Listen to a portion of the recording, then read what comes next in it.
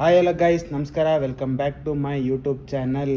So guys, ಇವತ್ತಿನ concept ಏನಂದರೆ YouTube is the right path to start earning. ಅಂದರೆ ಇವಾಗ ಫಾರ್ ಎಕ್ಸಾಂಪಲ್ ನಾನು ಏನು ಹೇಳಕ್ಕೆ ಬರ್ತೀನಿ ಅಂದರೆ ಗೈಸ್, ಇವಾಗ ಈಗಿನ ಜನ್ರೇಷನ್ ಅಂದರೆ ಈಗ ಎಜುಕೇಷನ್ ಮುಗಿಸಿರೋರಾಗಲಿ ಅಥವಾ ಯಾವುದು ಕೆಲಸ ಸಿಗ್ದಿರೋ ಒಂದು 2-3 ತಿಂಗಳು ಕೆಲಸ ಸಿಗ್ತಾಯಿಲ್ಲ, ಕೆಲಸ ಹುಡುಕ್ತಾ ಇದ್ದೀನಿ, ಇಂಥವ್ರಿಗೂ ಯೂಟ್ಯೂಬು ಬೆಸ್ಟ್ ವೇನಾ ಅರ್ನ್ ಮಾಡೋಕ್ಕೆ?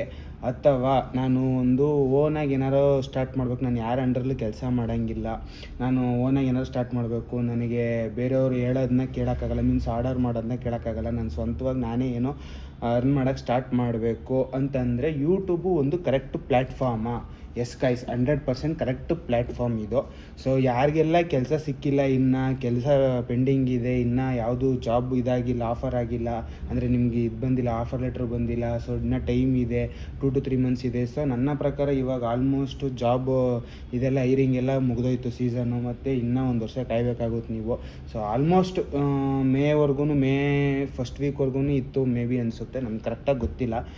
ಸೊ ಇವಾಗ ಯಾರಿಗೆಲ್ಲ ಕೆಲಸ ಸಿಕ್ಕಿಲ್ಲ, ಸೊ ನಂದು ಆಲ್ರೆಡಿ 6 ತಿಂಗಳು ವೇಸ್ಟ್ ಆಗಿದೆ, ವರ್ಷ ವೇಸ್ಟ್ ಆಗೋಗಿದೆ, ಬಟ್ ಇನ್ನೂ ಕೆಲಸ ಸಿಗ್ತಾಯಿಲ್ಲ, ಬಟ್ ನಾನು ಏನೋ ಒಂದು ದುಡಿಬೇಕು, ಏನೋ ಒಂದು ಅರ್ನಿಂಗ್ಸ್ ಮಾಡಬೇಕು ಅಂದರೆ ಕರೆಕ್ಟು ಪ್ಲ್ಯಾಟ್ಫಾರ್ಮ್ ಅಂಥವ್ರಿಗೂ ಅಂದರು.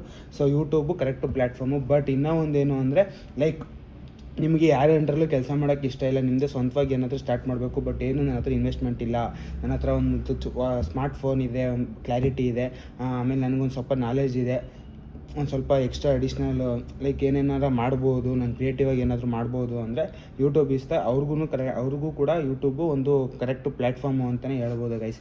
ನಾನಿವಾಗ ಏನು ಹೇಳಕ್ಕೆ ಬರ್ತೀನಿ ಅಂದರೆ ಸಿಂಪಲಾಗಿ ಒಂದು ಹೇಳಬೇಕು ಅಂದರೆ YouTube is like business. So business ಮಾಡಿದಾಗ ನೀವು ಹೆಂಗೆ ಸೋಷಿಯಲ್ ಮೀಡಿಯಾ ಮಾರ್ಕೆಟಿಂಗ್ ಮಾಡಿ ಇದು ಮಾಡಿ ಪ್ರಮೋಷನ್ಸ್ಗಳು ಮಾಡಿ ಕ್ಲಿಕ್ಕಾಗೆ ಪ್ರಯತ್ನ ಪಡ್ತೀರೋ, ಅದೇ ರೀತಿ ಸೋಷಿಯಲ್ ಮೀಡಿಯಾ ಅಂದರೆ ಯೂಟ್ಯೂಬು. ಸೊ ಯೂಟ್ಯೂಬಲ್ಲೂ ಕೂಡ ನಿಮ್ದು ಏನೇ ಒಂದು ಕ್ರಿಯೇಟಿವಿಟಿ ಇದ್ರೂ ವೀಡಿಯೋ ಮಾಡಿ ರೆಕಾರ್ಡ್ ಮಾಡಿ ಅಪ್ಲೋಡ್ ಮಾಡಿ, ಸೊ ಅದಕ್ಕೆ ವ್ಯೂಸ್ ಬರಬೇಕು ಅಂದರೆ ಮಾರ್ಕೆಟಿಂಗ್ ಥರ ಮಾಡಬೇಕು. ಸೊ ಮಾರ್ಕೆಟಿಂಗ್ ಅಂದರೆ ಏನದು ದೊಡ್ಡ ಇದೇನಲ್ಲ ಗೈಸ್, ನೀವು ಕ್ರಿಯೇಟಿವಾಗಿ ಮಾಡಿಬಿಡ್ಬೇಕು. ಪ್ಲಸ್ ಅದಾದಮೇಲೆ ಇವಾಗ ಯಾರು ಸಿಗ್ತಾರೆ ಅವ್ರಿಗೆ ಸಬ್ಸ್ಕ್ರೈಬ್ ಮಾಡ್ಕೊಳ್ಳಿ, ನನ್ನ ಚಾನಲ್ ಇದೆ ಅಂತ ನೀವೇ ಪ್ರಮೋಟ್ ಮಾಡ್ಕೊತಾ ಹೋಗಬೇಕು. ಸೊ ಇವಾಗ ಬಿಸ್ನೆಸ್ ಇದ್ದರೆ ಬಿಸ್ನೆಸ್ ಕಾರ್ಡ್ ಅಂದರೆ ವಿಸಿಟಿಂಗ್ ಕಾರ್ಡ್ ಹೆಂಗೆ ಕೊಡ್ತಿರೋ ನೀವು, ಸೊ ನನ್ನೊಂದು ಬಿಸ್ನೆಸ್ ಇದೆ, ದಯವಿಟ್ಟು ವಿಸಿಟ್ ಮಾಡಿ, ಶಾಪಿಗೆ ವಿಸಿಟ್ ಮಾಡಿ, ವೆಬ್ಸೈಟಿಗೆ ವಿಸಿಟ್ ಮಾಡಿ, ಪರ್ಚೇಸ್ ಮಾಡಿ, ಆರ್ಡರ್ ಮಾಡಿ, ನಮ್ಮದು ಇನ್ಸ್ಟಾಗ್ರಾಮ್ ಪೇಜ್ ಇದೆ ಅಂತ ನೀವು ಯಾವ ರೀತಿ ಪ್ರಮೋಷನ್ ಮಾಡ್ತೀರೋ, ಸೊ ಅದೇ ರೀತಿ ಯೂಟ್ಯೂಬ್ನ ಕೂಡ ಪ್ರಮೋಟಿಂಗ್ ಮಾಡ್ಕೊತಾ ಹೋಗ್ಬೇಕು. ಅಥವಾ ನಿಮಗೆ ಪ್ರಮೋಷನ್ ಮಾಡೋಕ್ಕೂ ನಂಗೆ ಇಂಟ್ರೆಸ್ಟ್ ಇಲ್ಲ, ನನ್ನ ಓನ್ ಕ್ರಿಯೇಟಿವಿಟಿಲಿ ಝೀರೋ ಇನ್ಫ್ಲುಯೆನ್ಸಲ್ಲಿ ಏನಾರು ಮಾಡಬೇಕು ಅಂದರೆ ಹೌದು, ಅದಕ್ಕೂ ಕೂಡ ಕರೆಕ್ಟ್ ಪ್ಲ್ಯಾಟ್ಫಾರ್ಮು. ಸೊ ನಾನು ಕೂಡ ಇವಾಗ ಸ್ಟಾರ್ಟ್ ಮಾಡಿ ಆಲ್ಮೋಸ್ಟ್ ಯಾರಿಗೂ ಹೇಳಿರಲಿಲ್ಲ, ಮೊನ್ನೆ ರೀಸೆಂಟಾಗಿ ಫ್ರೆಂಡ್ಸ್ ಕೇಳಿದೆ. ಸೊ 1-2-3 ಜನಕ್ಕೆ ಗೊತ್ತು ಅಷ್ಟೇ ಫ್ರೆಂಡ್ಸಲ್ಲಿ. ಅದಾದಮೇಲೆ ಫ್ಯಾಮಿಲಿ ಮೆಂಬರ್ಸಲ್ಲಿ ಅಪ್ಪ ಅಮ್ಮ ತಮ್ಮಂಗೆ ಬಿಟ್ಟರೆ ಬೇರೆ ಯಾರಿಗೂ ಗೊತ್ತಿಲ್ಲ. ಬಟ್ ನನಗೇನಂದರೆ ಯಾರಿಗಾರ ಸಿಕ್ಕಿರುತ್ತೆ, ಮೇ ಬಿ ಸಿಕ್ಕಿರ್ಬೋದು ನನ್ನ ಚಾನಲ್, ಯಾಕಂದರೆ ಆಲ್ಮೋಸ್ಟ್ 5000 ಇಯರ್ಲಿ ಹೋಗ್ತಿದೆ, 4750+ ಸಬ್ಸ್ಕ್ರೈಬರ್ಸ್ ಆಗಿದ್ದಾರೆ ಆಲ್ಮೋಸ್ಟು. ಸೊ ಈ ರೀತಿ ಸೊ ಅವರೇ ಕಂಡಿಡ್ಕೊಂಡು ಅವರೇ ನೋಡಿದಾಗ ನನಗೊಂಥರ ಖುಷಿ, ಓಕೆ ಫೈನ್ ಅಂತ. ಸೊ ಈ ರೀತಿ ಗೈಸ್ ಯೂಟ್ಯೂಬು ಬಂದ್ಬಿಟ್ಟು ಒಂದು ಕರೆಕ್ಟು ಪ್ಲ್ಯಾಟ್ಫಾರ್ಮ್ ಅರ್ನಿಂಗ್ ಮಾಡೋಕ್ಕೆ. ಮತ್ತು ಇನ್ನೂ ಒಂದು ಡೌಟ್ ಏನಿರುತ್ತೆ, ಸೊ ಇದು ಜಾಬ್ ಕ್ಯಾಟಗರಿಲಿ ಬರೋಲ್ಲ, ಅಥವಾ GST ಇಲ್ಲ, ಮತ್ತು ಗೌರ್ಮೆಂಟ್ ಕಡೆಯಿಂದ ಯಾವುದೇ ರೀತಿ ರೆಕಗ್ನೈಸೇಷನ್ ಮಾಡಲ್ಲ, ಅಂದರೆ ಇದೊಂದು ಜಾಬ್ ಥರ ಏನೂ ನೋಡಲ್ಲ. ಇದೆಲ್ಲ ಒಂದು ಟೈಮಲ್ಲಿ ಇತ್ತು ಗೈಸ್, ಆಲ್ಮೋಸ್ಟ್ 2 to 3 months ಬ್ಯಾಕಲ್ಲಿ. ಸೊ ಈಗ ರೀಸೆಂಟಾಗಿ ಗೌರ್ಮೆಂಟು ಒಂದು ಡಿಸಿಷನ್ ತಗೊಳಕ್ಕೆ ಹೋಗ್ತಿದೆ. ಯಾಕೆ ಅಂದರೆ ತುಂಬ ಜನ ಯೂಟ್ಯೂಬಲ್ಲಿ ಅರ್ನಿಂಗ್ ಸ್ಟಾರ್ಟ್ ಮಾಡಿರೋದ್ರಿಂದ, ಯೂಟ್ಯೂಬಲ್ಲಿ ಚಾನಲ್ ಮಾಡ್ಕೊಂಡು ಇನ್ಫ್ಲುಯೆನ್ಸರ್ಸ್ ಆಗಿರೋದ್ರಿಂದ ಇನ್ಫ್ಲುಯೆನ್ಸರ್ಸ್ ಕ್ಯಾಟಗರಿ ಅಂತಲೇ ಬರೋ ಚಾನ್ಸಸ್ಸು ತುಂಬ ಇದೆ. ಸೊ ಈ ಕ್ಯಾಟಗರಿ ಥರ ಬಂದುಬಿಟ್ಟಾಗ ಏನೆಲ್ಲ ಚೇಂಜಸ್ ಆಗುತ್ತೆ, ಏನೆಲ್ಲ ಆಗುತ್ತೆ ಗೈಸ್? ಮೇಜರ್ ಚೇಂಜಸ್ ಏನೂ ಆಗಲ್ಲ ಗೈಸ್. ಸೊ ಅವ್ರಿಗೆ ಒಂದು ಸ್ಟ್ಯಾಂಡರ್ಡ್ GST ಪ್ರೈಸ್ ಇರಲಿಲ್ಲ, ಸೊ ಅದೊಂದು ಸ್ಟ್ಯಾಂಡರ್ಡ್ GST ಪ್ರೈಸ್ ಬರುತ್ತೆ. ಸೊ ಅದಾದಮೇಲೆ ಇನ್ನೂ ಒಂದು ಏನಾಗಬಹುದು, ಸೊ ಪ್ರಮೋಷನ್ಗೆ ಅಂದರೆ ಪ್ರಮೋಷನಿಂದ ಬಂದಿರೋ ಅಮೌಂಟ್ಗೆ ಅವರು ಯಾವ ರೀತಿ GST ಕಟ್ತಿದ್ರು, ಯಾವ ಥರ ಲೆಕ್ಕ ಸಿಗ್ತಿತ್ತು, ಅದೊಂದು ಸ್ವಲ್ಪ ಕನ್ಫ್ಯೂಷನ್ಸ್ ಆಗ್ತಿತ್ತು. ಬಟ್ ಅವರು ಕೂಡ GST ಕಟ್ಟೋರು. ಸೊ GST ಕಟ್ತಿರ ಏನೂ ಮಾಡೋಕ್ಕಾಗಲ್ಲ ಗೈಸ್. ನಾನೊಂದು ಏನು ಹೇಳಕ್ಕೆ ಬರ್ತೀನಿ ಅಂದರೆ, ನಿಮ್ಮ ಅಕೌಂಟ್ಗೆ ಯಾವುದೆಲ್ಲ ಅಮೌಂಟ್ ಬರುತ್ತೋ ಸೊ ಅದೆಲ್ಲ ನೀವು GST ಪೇ ಮಾಡಲೇಬೇಕು. ಸೊ ನೀವು ಸುಮ್ಮನೆ ಇವಾಗ ರ್ಯಾಂಡಮಾಗಿ 30,000 ಟ್ಯಾಕ್ಸ್ ಕತ್ತೀರಾ, 40,000 ಟ್ಯಾಕ್ಸ್ ಕತ್ತೀರಾ, 50,000 ಟ್ಯಾಕ್ಸ್ ಕತ್ತೀರಾ, ಸೊ ನೀವು GST ಪೇ ಮಾಡೋಕ್ಕಾಗಲ್ಲ. ಅದಕ್ಕೇನಂತ ಪೇ ಮಾಡ್ತೀರಿ? ಇದೆಲ್ಲ ಇಲ್ಲ ಗೈಸ್, ಅದಕ್ಕೆ ಏನಾದರೂ ಒಂದು ರೀಸನ್ ಕೊಟ್ಬಿಟ್ಟು ಪೇ ಮಾಡಬೇಕಾಗಿತ್ತು. ಬಟ್ ಅದಕ್ಕೆಲ್ಲ ಏನಾಗುತ್ತೆ, ಇವಾಗ ಸ್ಟ್ರಿಕ್ಟ್ ರೂಲ್ಸ್ ಬರುತ್ತೆ. ಸೊ ಪ್ರಮೋಷನ್ಗೆಲ್ಲ ಇಷ್ಟು GST ಪ್ರೈಸು, ಇಷ್ಟು ಅಮೌಂಟ್ ಒಳಗಡೆ ಇದ್ದರೆ ಇಷ್ಟು %, ಇಷ್ಟು ಅಮೌಂಟ್ ಎಕ್ಸೀಡ್ ಅಂದರೆ ಇಷ್ಟು ಅಮೌಂಟ್ಗಿಂತ ಜಾಸ್ತಿ ಆಯಿತು ಅಂದರೆ ಇಷ್ಟು GST ಅಂದರೆ ಇಷ್ಟು % ಪರ್ಸೆಂಟಲ್ಲಿ GST ಕಟ್ಟಬೇಕು. ಸೊ ಈ ರೀತಿ ಎಲ್ಲ ಬರುವಂಥದ್ದು. ಆಮೇಲೆ ಯೂಟ್ಯೂಬಲ್ಲೂ ಕೂಡ ಇಷ್ಟು ಅಮೌಂಟು ಬಂದರೆ ಇಷ್ಟು ಅಮೌಂಟ್ಗೆ ಇಷ್ಟು GST, ಇಷ್ಟು ಪರ್ಸೆಂಟ್ GST ಪೇ ಮಾಡಬೇಕು, ಇಷ್ಟು ಅಮೌಂಟ್ ಎಕ್ಸೀಡ್ ಅಂದರೆ ಅದಕ್ಕಿಂತ ಜಾಸ್ತಿ ಬರ್ತೈತೆ ಅಂದರೆ ಇಷ್ಟು GST ಕಟ್ಟಬೇಕು ಅಂತ ಒಂದು ರೂಲ್ಸ್, ಒಂದು ಮೇಯ್ನ್ ರೂಲ್ಸ್ ಬರೋ ಅಂಥದ್ದು. ಸೊ ಇವಾಗ ಈ ಥರ ರೂಲ್ಸ್ ಮಾಡೋದ್ರಿಂದ ಏನು ಬೆನಿಫಿಟ್ಸು, ಪ್ರಾಬ್ಲಮ್ ಏನಾಗಲ್ವಾ ಗೈಸ್? ನನಗೆ ಗೊತ್ತಿರೋ ಪ್ರಕಾರ ಇವಾಗಿನವರೆಗೂ ಪ್ರಾಬ್ಲಮ್ ಆಗ್ತಿತ್ತು. ಸೊ ಇನ್ನು ಮುಂದಕ್ಕೆ ಈ ಥರ ರೂಲ್ಸ್ ಬಂದ ಮೇಲೆ ಅದಾದಮೇಲೆ ಪ್ರಾಬ್ಲಮ್ಸ್ ಕಡಿಮೆ ಆಗುತ್ತೆ. ಮೇ ಬಿ GST ಏನಾದ್ರೂ ಅವರು 18% ಥರ ಏನಾದರೂ ಜಾಸ್ತಿ ಇಟ್ಟರೆ ಪ್ರಾಬ್ಲಮ್ ಆಗೋ ಚಾನ್ಸಸ್ ಇರುತ್ತೆ. ಬಟ್ ನನಗೆ ಗೊತ್ತಿರೋ ಪ್ರಕಾರ ಸಡನ್ನಾಗಿ ಆ ರೇಂಜಿಗೆ, ಆ ಪ್ರೈಸಿಂಗಿಗೆ ಇಡಲ್ಲ. ಸೊ 2%, 3%, 5% ಈ ಥರ 2, 5, 7, 18 ಈ ಥರ 12, 18 ಈ ಥರ ಇಡೋ ಚಾನ್ಸಸ್ ತುಂಬ ಇರುತ್ತೆ. ಅಂದರೆ 18ವರೆಗೂ ಹೋಗೋಲ್ಲ. ನನಗೆ ಗೊತ್ತಿರೋ ಪ್ರಕಾರ ಮೇ ಬಿ 2 or 5 ತುಂಬ ಆಯಿತು ಅಂದರೆ 7 or 8 ಸಮಥಿಂಗ್ ಇಷ್ಟು ಪರ್ಸೆಂಟೇಜಲ್ಲಿ ಇಡೋ ಚಾನ್ಸಸ್ಗಳು ಜಾಸ್ತಿ ಇದೆ. ಆಮೇಲೆ ಒಂದು ಸ್ವಲ್ಪ ಅದೇನಾಗುತ್ತೆ, ಇವಾಗ GST ಅದು ಆ್ಯಕ್ಟಿವೇಟ್ ಆದಮೇಲೆ ಅವ್ರಿಗೆ ಒಂದು ಐಡಿಯಾ ಬರ್ತಾಯಿರುತ್ತೆ. ಸೊ ಎಷ್ಟು ದುಡ್ಡಿಗೆ ಎಷ್ಟು GST ಕಟ್ತಿದ್ದಾರೆ, ಮ್ಯಾಕ್ಸಿಮಮ್ ಎಷ್ಟು ಪ್ರೈಸ್ ಬರ್ತಿದೆ. ಇಂಥವ್ರಿಗೆ ದೊಡ್ಡ ಇನ್ಫ್ಲುಯೆನ್ಸರ್ಸ್ ಇದ್ದಾರೆ. ಸೊ ಅವರೆಲ್ಲ 3 lakhs, 4 lakhs, 5 lakhs, 6 lakhs together ದುಡಿತಿದ್ದಾರೆ ಮಂತ್ಲಿ. ಸೊ ಅವ್ರಿಗೂ ಯಾಕೆ ಇಷ್ಟು ಕಡಿಮೆ ಇದಿರಬೇಕು, ಅದಕ್ಕೆ ಒಂದು ಸ್ಲ್ಯಾಬ್ ರೇಟ್ ಮಾಡ್ಬಿಟ್ಟು ಅದಕ್ಕೂ ಚೇಂಜಸ್ ಮಾಡೋ ಚಾನ್ಸಸ್ ಇರುತ್ತೆ. ಸೊ ಇದೆಲ್ಲ ಮಾಡಿದಾಗ ಏನಾಗುತ್ತೆ, ನಮಗೂ ಒಂದು ಐಡೆಂಟಿಟಿ ಅನ್ನೋದೊಂದು ಸಿಗುತ್ತೆ. ಸೊ ಇನ್ಫ್ಲುಯೆನ್ಸರ್ಸ್ ಅಂದರೆ ಇವಾಗ ಯಾರ್ಯಾರೆಲ್ಲ ಇನ್ಫ್ಲುಯೆನ್ಸರ್ಸ್ ಇದ್ದಾರೋ, ಸೊ ಅವರು ಇವಾಗ ಇಷ್ಟಿಂದವರೆಗೂ ಇನ್ಫ್ಲುಯೆನ್ಸರ್ಸ್ ಅಂದರೆ ಲೈಕ್ ಏನು ಕೆಲಸ ಇಲ್ಲದೆ ಇರೋರು, ಲೈಕ್ ಸುಮ್ಮನೆ ಒಂದು ಮೊಬೈಲ್ ಹಿಡ್ಕೊಂಡು ಅವ್ರಿಗವರೇ ಇನ್ಫ್ಲುಯೆನ್ಸ್ ಅನ್ಕೋತಾರೆ. ಸೊ ಅವ್ರಿಗವರೇ ಪ್ರಮೋಟ್ ಮಾಡ್ಕೋತಾರೆ, ಅವ್ರಿಗವರೇ ಮೀಡಿಯಾ ಆಗೋಯ್ತಾರೆ, ಅವ್ರಿಗವರೇ ಎಂಟರ್ಟೈನ್ ಮಾಡ್ಕೊಂಡು ಅವ್ರವರೇ ಏನೇನೋ ಊಹಿಸ್ಕೊತಾರೆ ಅನ್ನೋ ರೀತಿ ಒಂದು ಟಾಕ್ ಇತ್ತು. ಸೊ ಅದೆಲ್ಲ ಇವಾಗ ಕಟ್ಟಾಗೋ ಚಾನ್ಸಸ್ ಇರುತ್ತೆ. ಗೌರ್ಮೆಂಟ್ ಕಡೆಯಿಂದ ಅದೊಂದು ರೂಲ್ಸ್ ಬಂದಾಗ ಸೊ ಅದು ಒಂದು ಜಾಬ್ ಕ್ಯಾಟಗರಿಗೆ ಹೋಗಿ ಸೇರ್ಕೊಳ್ಳುತ್ತೆ. ಸೊ ಇವಾಗ ಬಿಸ್ನೆಸ್ ಹೇಗೆ ಒಂದು ಕೆಲಸ ಇವನೇ ಒಂದು ದುಡಿತಾವನೆ, ಇಷ್ಟು ಅಮೌಂಟ್ ದುಡಿತಾವನೆ, ಇಷ್ಟು GST ಕಟ್ತಾವನೆ, ಇಷ್ಟು ಇದಿದೆ, ನೆಟ್ವರ್ತ್ ಇದೆ, ಈ ಥರ ಎಲ್ಲ ಕ್ಯಾಲ್ಕುಲೇಟ್ ಆಗ್ತಿತ್ತು. ಸೊ ಇನ್ಫ್ಲುಯೆನ್ಸರ್ಸ್ಗೂ ಕೂಡ ಅದು ಒಂದು ಕ್ಯಾಟಗರಿಯಾಗಿ ಬರೋ ಚಾನ್ಸಸ್ಸು ತುಂಬ ಇದೆ ಗೈಸ್. ಸೊ ಇವತ್ತಿನ ಇನ್ಫಾರ್ಮೇಷನ್ ಇಷ್ಟ ಆಗಿತ್ತು ಗೈಸ್. ಸೊ ಯಾರೂ ಭಯ ಬೀಳೋವಂಥದ್ದೇನಿಲ್ಲ. ಸೊ ನಾನು ಇನ್ಫ್ಲುಯೆನ್ಸರ್ಸ್ ಆದರೆ ಯೂಟ್ಯೂಬಲ್ಲಿ ಅರ್ನಿಂಗ್ ಸ್ಟಾರ್ಟ್ ಮಾಡಿದೆ, ನನಗೊಂದು ಐಡೆಂಟಿಟಿ ಸಿಗೋಲ್ಲ, ನನಗೊಂದು ಇದು ಸಿಗೋಲ್ಲ, ಅದು ಸಿಗೋಲ್ಲ ಗೈಸ್. ನಾನೊಂದು ಏನು ಹೇಳ್ತೀನಿ ಅಂದರೆ, ಗೌರ್ಮೆಂಟ್ ರೂಲ್ಸು ಬಿಟ್ಬಿಡಿ, ಸೈಡ್ಗಿಡಿ. ಓಕೆ, ಗೌರ್ಮೆಂಟ್ ರೂಲ್ಸು ಬೇಡ, ಇವಾಗ ಗೌರ್ಮೆಂಟ್ ರೂಲ್ಸ್ ಆಗೇ ಇಲ್ಲ. ಗೌರ್ಮೆಂಟ್ ರೂಲ್ಸ್ ಇನ್ನೂ 2 to 3 years ಆಗುತ್ತೆ 2 to 3 years ಆಗುತ್ತೆ ಅಂತಲೇ ಅಂದ್ಕೊಳ್ಳಿ.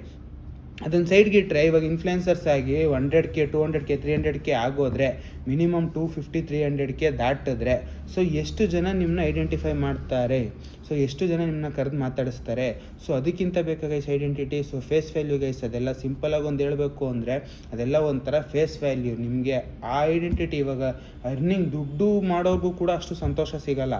ಸೊ 4 ಜನ ಯಾರೋ ಅನ್ನೋನ್ ಪರ್ಸನ್ ಕರೆದುಬಿಟ್ಟು, ಸೊ ನೀವು ಇವರಲ್ವಾ, ನಿಮ್ಮದು ಯೂಟ್ಯೂಬ್ ಚಾನಲ್ ಇದೆ ಅಲ್ವಾ, ನಿಮ್ಮ ನೋಡಿ ತುಂಬ ಇನ್ಸ್ಪಿರೇಷನ್ ಆಗುತ್ತೆ, ನಿಮ್ಮ ನೋಡಿ ಎಷ್ಟೋ ದಿನ ಮೋಟಿವೇಟ್ ಆಗ್ತೀವಿ, ನಿಮ್ಮ ವೀಡಿಯೋಸ್ ನೋಡಲಿಲ್ಲ ಅಂದರೆ ನಮ್ಗೆ ನಿದ್ದೆ ಬರಲ್ಲ, ನಿಮ್ಮ ವೀಡಿಯೋಸ್ ನೋಡಬೇಕು, ಡೈಲಿ ನಾವು ಕರೆಕ್ಟ್ ಟೈಮಿಗೆ ಬಿಡಿ ಅಂತ ಡಿಮ್ಯಾಂಡ್ ಮಾಡೋದು. ಇವೆಲ್ಲ ಕೇಳಿದಾಗ ನಿಮಗೆ ಒಂಥರ ಮೋಟಿವೇಟ್ ಆಗುತ್ತೆ, ಒಂಥರ ಖುಷಿ ಆಗುತ್ತೆ. ಸೊ ಅದು ಒಂಥರ ಎಕ್ಸ್ಪ್ಲೇನೇ ಮಾಡೋಕ್ಕಾಗಲ್ಲ ಗೈಸ್. ಅದೆಲ್ಲ ಪ್ರೈಸ್ಲೆಸ್ಸು, ಒಂಥರ ಕ್ರೇಜಿ ಲೆವೆಲಲ್ಲಿರುತ್ತೆ.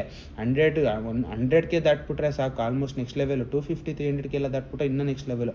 500K ಎಲ್ಲ ಆಗೋದ್ರೆ ನೆಕ್ಸ್ಟ್ ಲೆವೆಲ್. ಇವಾಗ ಆಲ್ಮೋಸ್ಟ್ ಕನ್ನಡ ಇನ್ಫ್ಲುಯೆನ್ಸರ್ಸ್ ಎಲ್ಲ 750, 800, 900, 1 million ಎಲ್ಲ ಆಗ್ತಿದ್ದಾರೆ.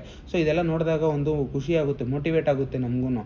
ಸೊ ಯಾರೇ ಕೂಡ ಇನ್ಫ್ಲುಯೆನ್ಸರ್ಸ್ ಆಗಬೇಕು, ಸೋಷಿಯಲ್ ಮೀಡಿಯಾಗೆ ಎಂಟ್ರಿ ಆಗಬೇಕು, ನಾನೇನೋ ಒಂದು ಸಾಧನೆ ಮಾಡಬೇಕು ಅಂತ ಕಾಲಿಡ್ತಾರೆ. ಸೊ ದಯವಿಟ್ಟು ಕನ್ಸಿಸ್ಟೆನ್ಸಿ ಅನ್ನೋದನ್ನ ಮೇಂಟೈನ್ ಮಾಡಿ, ಅರ್ಧಕ್ಕೆ ಕೈ ಬಿಡಬೇಡಿ. ಅದು ಯಾವತ್ತೂ ಒಂದು 2 ವರ್ಷ ಬೇಕಾದ್ರೂ ಟೈಮ್ ತಗೊಳ್ಳಿ ಸೊ ಸಕ್ಸಸ್ ಸಿಗೋಕ್ಕೆ.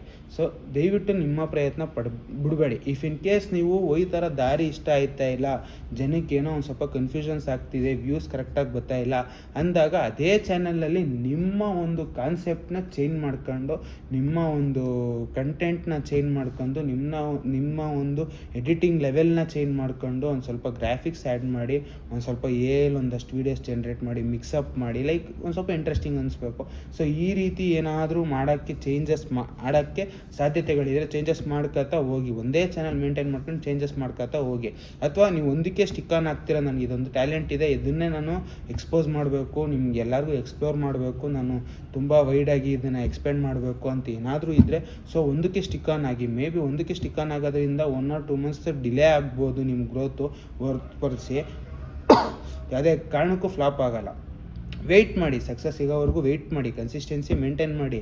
ಪ್ರತಿದಿನ ವೀಡಿಯೋ ಬಿಡಬೇಕಾ, ಪ್ರತಿದಿನ ವೀಡಿಯೋ ಬಿಡಿ. ವೀಕ್ಲಿ 2 ಡೇಸ್ ಬಿಡ್ತೀರಾ, ವೀಕ್ಲಿ 2 ಡೇಸು ಕನ್ಫರ್ಮ್ ಮಾಡ್ಕೊಳ್ಳಿ. ಈ ಡೇ ನನ್ನ ವೀಡಿಯೋ ಬಂದೇ ಬರುತ್ತೆ, ಇಷ್ಟು ಗಂಟೆಗೆ ಲಾಂಚ್ ಆಗೇ ಆಗುತ್ತೆ. ಸ್ಯಾಟರ್ಡೆ ಸಂಡೇ ಐದರ್ ವೆಡ್ನಸ್ಡೇ ಸಂಡೇ ಈ ಥರ ಒಂದು ಟೈಮ್ ಲಿಮಿಟ್ನ ಹಾಕ್ಕೊಂಡು, ಸೊ ಪ್ರತಿದಿನ ಮಧ್ಯಾಹ್ನ 3 ಗಂಟೆಗೆ ನನ್ನ ವೀಡಿಯೋ ಬರುತ್ತೆ, ಸಂಜೆ 6 ಗಂಟೆಗೆ ನನ್ನ ವೀಡಿಯೋ ಬರುತ್ತೆ, ರಾತ್ರಿ 8 ಗಂಟೆಗೆ ನನ್ನ ವೀಡಿಯೋ ಬರುತ್ತೆ, ರಾತ್ರಿ 9 ಗಂಟೆಗೆ ನನ್ನ ವೀಡಿಯೋ ಬರುತ್ತೆ. ಈ ಥರ ಒಂದು ಟೈಮು ದಿನ ವಾರದಲ್ಲಿ ಎಷ್ಟು ದಿನ ಬಿಡ್ತೀರಾ? ಇಫ್ ಇನ್ ಕೇಸ್ ಒಂದು ದಿನ ಅಂದರೆ ಯಾವ ದಿನ? ಸಂಡೇ ಮಾತ್ರ ಬಿಡ್ತೀನಿ. 2 ದಿನ ಅಂದರೆ 2 ವೆಡ್ನಸ್ಡೇ ಸಂಡೇ ಪ್ರತಿ ರಾತ್ರಿ 8 ಗಂಟೆಗೆ ನನ್ನ ವೀಡಿಯೋ ಬರುತ್ತೆ. ಸೊ 3 ದಿನ ಅಂದರೆ ಮಂಡೇ, ವೆಡ್ನಸ್ಡೇ, ಫ್ರೈಡೇ. ಸೊ ಈ ರೀತಿ ಒಂದು 3 ಶೆಡ್ಯೂಲ್ ಹಾಕ್ಕೊಂಡು ಮಾಡಿ. 4 ದಿನ ಅಂದರೆ ಬೆಸ್ಟು, 5 ದಿನ ಅಂದರೆ ಇನ್ನೂ ನೆಕ್ಸ್ಟ್ ಲೆವೆಲು. 6 ದಿನ ಮಾಡೋರಿದ್ರೆ 7 ದಿನವೂ ಮಾಡಿ. ಸೊ 6 ದಿನ ಮಾಡೋರಲ್ಲಿ ಏನು ಮಾಡ್ತಾರೆ, ಸಂಡೇ ಒಂದು ದಿನ ರಜಾ ತಗೊಳ್ಳೋ ಥರ ಪ್ಲ್ಯಾನ್ ಮಾಡ್ಕೋತಾರೆ. ಸೊ ಯಾಕೆ ಅಂದರೆ ಅವ್ರಿಗೆ ಪರ್ಸ್ನಲ್ ಲೈಫ್ಗೆ ಟೈಮ್ ಕೊಡೋಕ್ಕೋಸ್ಕರ. ಸೊ 6 ದಿನವೂ ಮಾಡ್ಬೋದು, 5 ದಿನ ಬೇಕಾದ್ರೂ ಮಾಡ್ಬೋದು. ಸ್ಯಾಟರ್ಡೆ ಸಂಡೇ ನಿಮಗೆ ಲೀವ್ ಸಿಗುತ್ತೆ, ಆರಾಮಾಗಿ ನಿಮ್ಮ ಫ್ಯಾಮಿಲಿ ಜೊತೆ ಟೈಮ್ ಸ್ಪೆಂಡ್ ಮಾಡ್ಬೋದು. ಸೊ ಈ ರೀತಿ ಎಲ್ಲ ಇರುತ್ತೆ. ಲೈಕ್ ಏನು ಅಂದರೆ ಸ್ಯಾಟರ್ಡೆ ಸಂಡೇ ವೀಡಿಯೋ ಬಿಡಲ್ಲ ಅನ್ನೋದಕ್ಕಿಂತ, ನನಗೆ ಗೊತ್ತಿರೋ ಪ್ರಕಾರ ಮಂಡೇ ಟ್ಯೂಸ್ಡೇ ಅಥವಾ ಟ್ಯೂಸ್ಡೇ ವೆಡ್ನಸ್ಡೇ ವೀಡಿಯೋ ಬರಲ್ಲ ನಂದು ಅಂತಂದಾಗ, ಸ್ಯಾಟರ್ಡೆ ಸಂಡೇ ಯಾಕಂದರೆ ಜನ ಎಲ್ಲ ಫ್ರೀ ಇರ್ತಾರೆ. ಅವತ್ತಿನ ಪ್ರೀವಿಯಸ್ ಡೇ, ಇವಾಗ ಫ್ರೈಡೇ, ಥರ್ಸ್ಡೇ ಫ್ರೈಡೇ ಏನೆಲ್ಲ ಎಂಜಾಯ್ ಮಾಡ್ತೀರಿ, ಸ್ಯಾಟರ್ಡೆ ಸಂಡೇ ಕವರ್ ಅಪ್ ಮಾಡಿಬಿಡಿ. ಸೊ ಅವಾಗ ಏನಾಗುತ್ತೆ, ನಿಮ್ಮ ಚಾನಲ್ಲು ಗ್ರೋತ್ ಲೆವೆಲ್ ಚೆನ್ನಾಗಿರುತ್ತೆ. ಸೊ ಸ್ಯಾಟರ್ಡೆ ಸಂಡೇ ನಿಮ್ಮ ಪಡೆ ನೀವು ಎಂಜಾಯ್ ಮಾಡಿ. ಅದಾದಮೇಲೆ ಮಂಡೇಗೆ ಏನು ಮಾಡಿ, ಈ ಥರ ಒಂದಷ್ಟು ಪ್ಯಾಕೇಜ್ಗಳು ನೀವು ಒಂದು ಸ್ವಲ್ಪ ಪ್ಲ್ಯಾನ್ ಮಾಡ್ಕೊಂಡು ಈ ರೀತಿ ಹೋಗಕ್ಕೆ ಟ್ರೈ ಮಾಡಿ. ಯಾಕಂದ್ರೆ ಸ್ಯಾಟರ್ಡೆ ಸಂಡೇ ನೀವು ವೀಡಿಯೋ ಬಿಡಲ್ಲ ಅಂತಂದಾಗ, ಯಾಕಂದರೆ ಜನ ಫ್ರೀ ಇರುತ್ತೆ Saturday Sunday. So Saturday Sunday ಒಂದು ಸ್ವಲ್ಪ ನೆಕ್ಸ್ಟ್ ಲೆವೆಲಲ್ಲಿ ವ್ಯೂಸ್ ಬರೋ ಚಾನ್ಸಸ್ಗಳು ಜಾಸ್ತಿ ಇರುತ್ತೆ. ಅದಕ್ಕೋಸ್ಕರ ಪ್ಲ್ಯಾನ್ ಮಾಡ್ಕೊಂಡು ಮಾಡಿ ಅಂತ ಹೇಳ್ತಾಗ. ಸೊ ಈ ವಿಡಿಯೋ ತುಂಬ ಲೆಂತಿ ಆಗೋಯಿತು ಅಂತ ಅನ್ಕೋತೀನಿ. ಇಫ್ ಇನ್ ಕೇಸ್ ಲೆಂತ್ ಆಗಿರೋ ಐ ಆಮ್ ವೆರಿ ಸಾರಿ. ನನ್ನ ಪ್ರಕಾರ ಈ ವಿಡಿಯೋ ಇನ್ಫಾರ್ಮೇಟಿವ್ ಆಗಿತ್ತು ಅನಿಸುತ್ತೆ. ಸೊ ಇನ್ಫಾರ್ಮೇಟಿವ್ ಆಗಿದ್ದರೆ ದಯವಿಟ್ಟು ಲೈಕ್ ಮಾಡಿ, ಶೇರ್ ಮಾಡಿ ಅಂತ ಹೇಳ್ತೀವಿ. ವಿಡಿಯೋ ನಿಲ್ಲಿಸ್ದಂಗೆ love you guys, lots of love, take care, bye, signing off guys.